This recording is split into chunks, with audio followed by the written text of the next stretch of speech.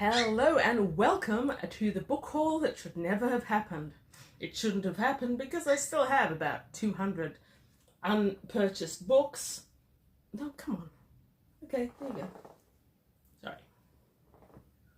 And yet, oops, I did it again. Here is my most recent book haul. So, in a sense, I guess I can blame Richard from Vintage SF for this one.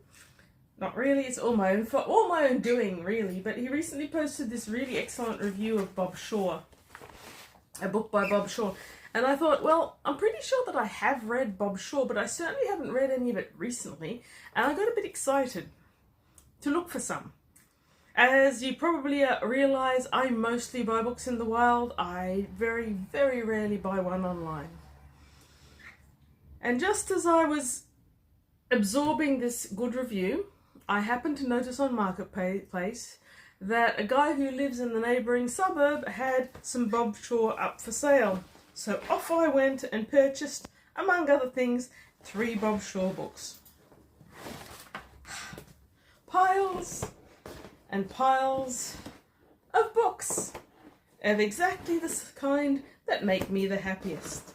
The oldest classic SF, and mostly in this case science fiction.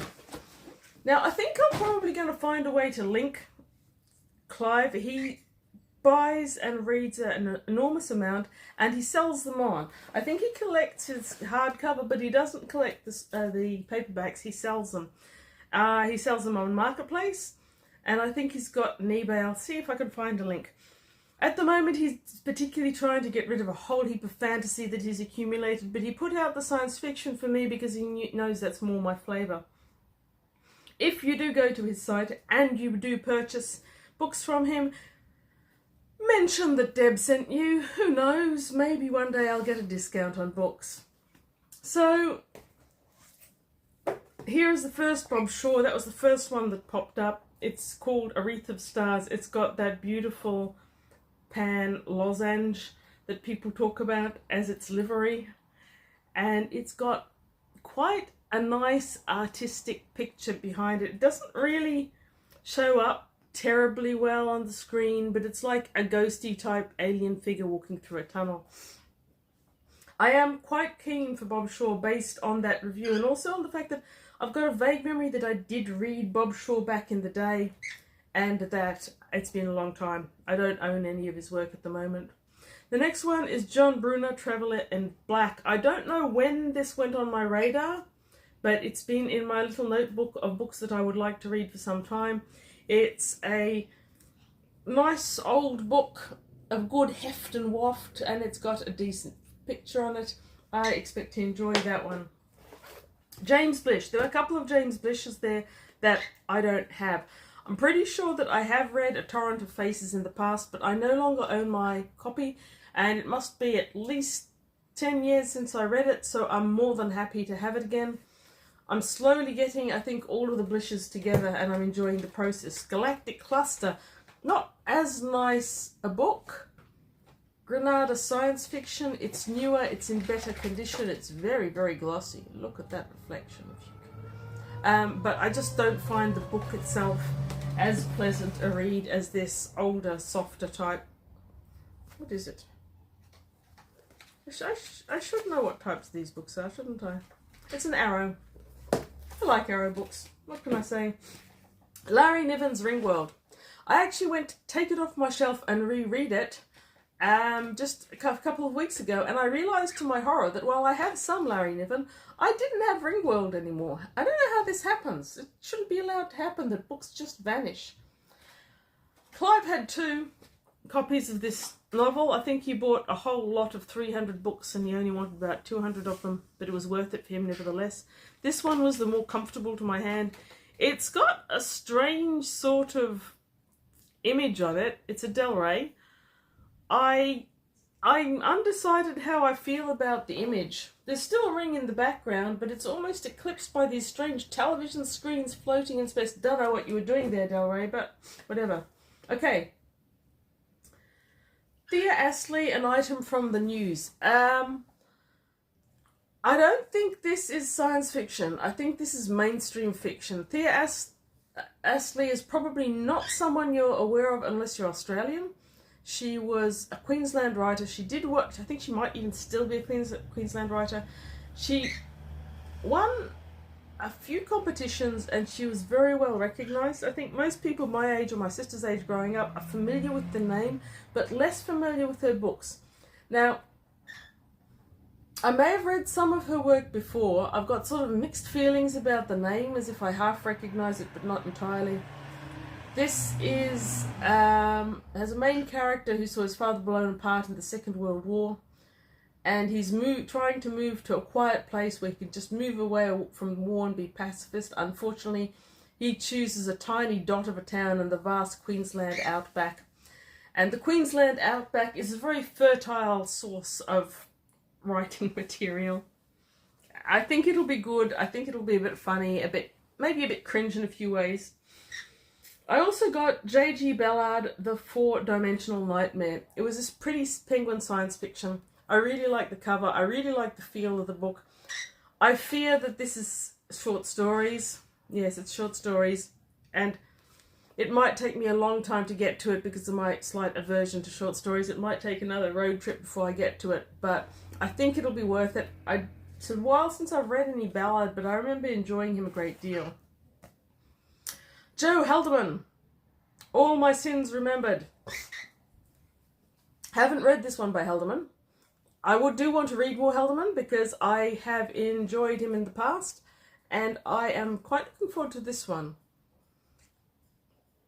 So that just happened to be there. There was also quite a bit of Frederik Pohl. I've finished all the Frederik Pohl that I had on my to read shelf, so I was quite happy to get Starburst